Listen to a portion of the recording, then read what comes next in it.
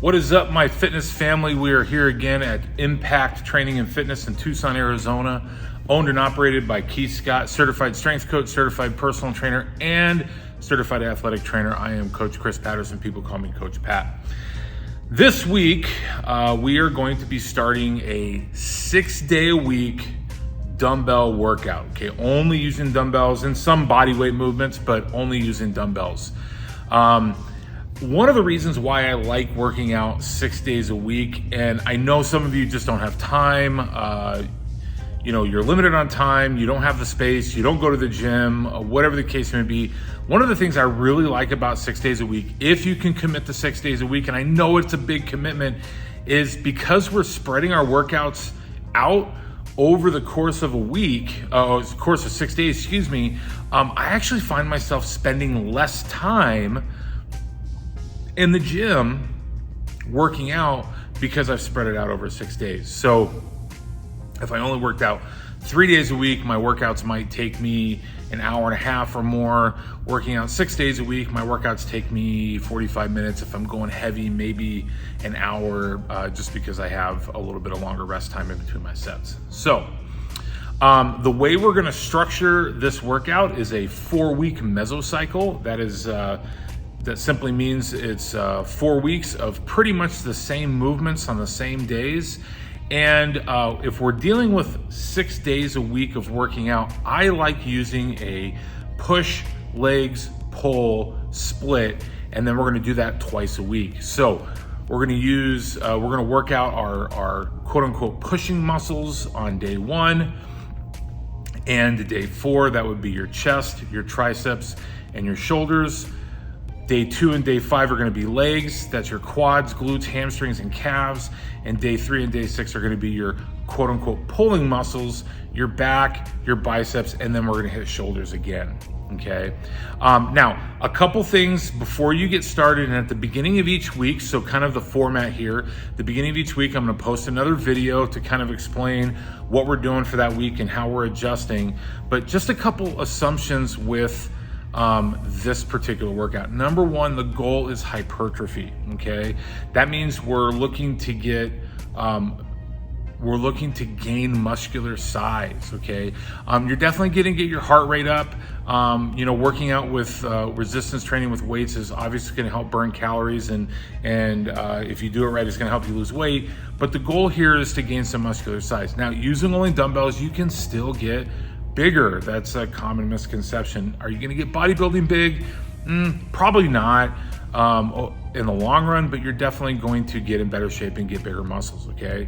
So this is a hypertrophy-based program. So you need to take as much time in between sets as you need. You're not following along with me like in the other videos. It's not timed. I'm basically gonna give you the movements, show you how to do them, give you some modifications and some variations as needed, and then you're gonna go do the workout, okay?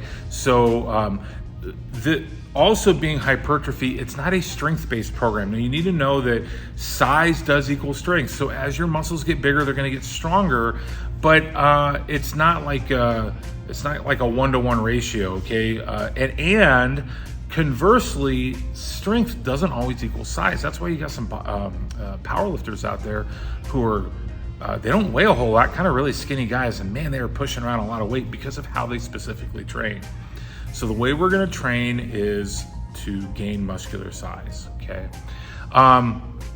The other assumption that we're gonna make is for the next 4 weeks, you can devote, I would say, at least 30 minutes to about 45 minutes to working out with resistance training, okay? If you miss a day, it's not the end of the world. If you consistently miss 2 or 3 days a week, it's not gonna work out. In fact, I've posted another video series that helps you know how to work out if you can only do 3 days a week, and I would do that one instead, okay?